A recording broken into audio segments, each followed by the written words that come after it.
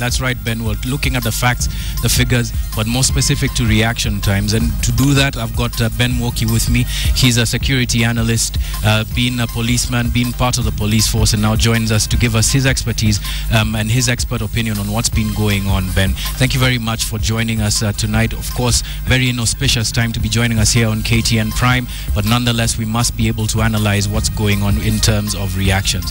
Let's start perhaps with looking at some of looking at the map in terms of the distances that we're going to be discussing.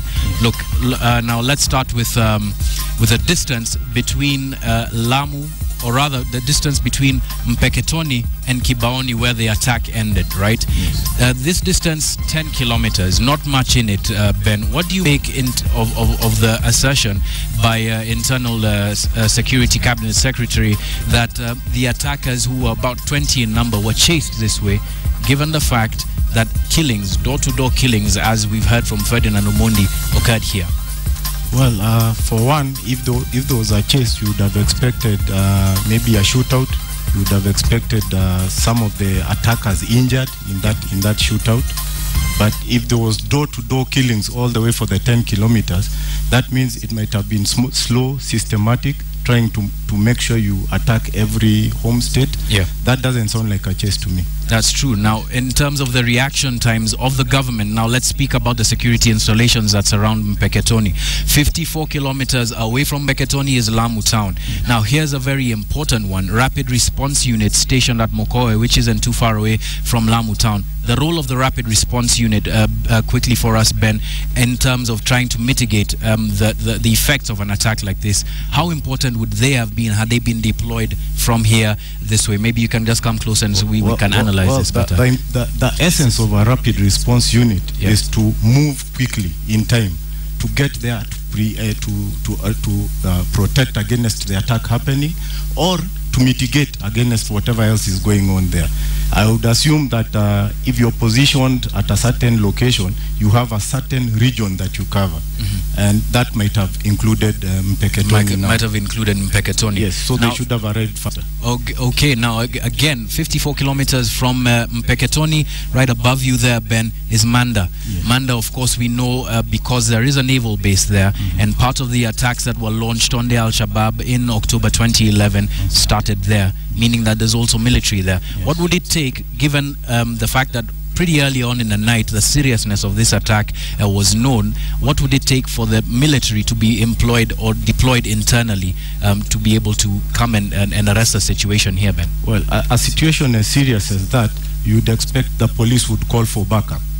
For example, if the attackers were too many, as is supposed in this case.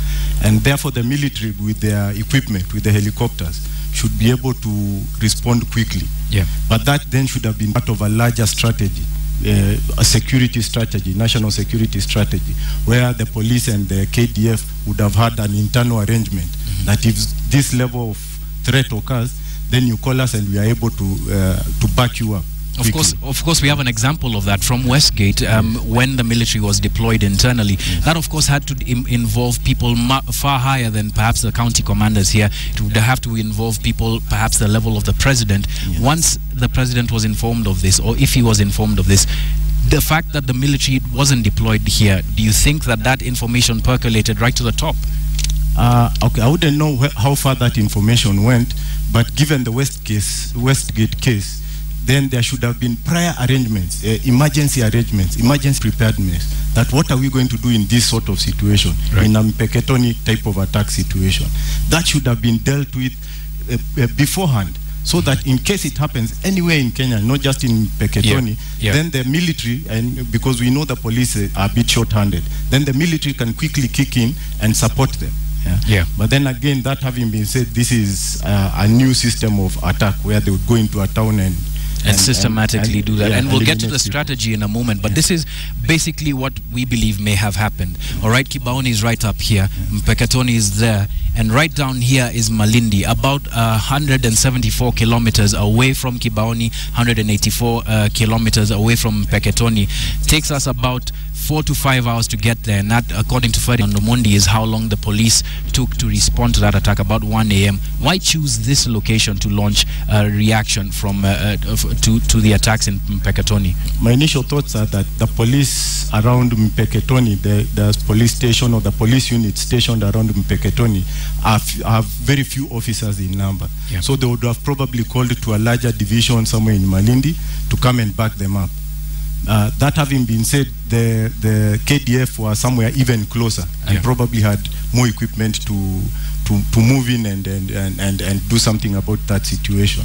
So that then would tell us that there might not have been sufficient coordination between the police and the KDF, because they went all the way down to Malindi to get their backup. All right, let's just hold it there. We will continue analyzing the distances in terms of the reaction as well as the strategy of the Al-Shabaab. But let's take a story right now and talk about the reactions from the national government. Now, amid the growing anxiety, the government's standard reactions standard response seem to hold even today. There is no cause for alarm. But should Kenyans actually be worried? Here's Asha Mwilu with the portrait of an increasingly disillusioned public.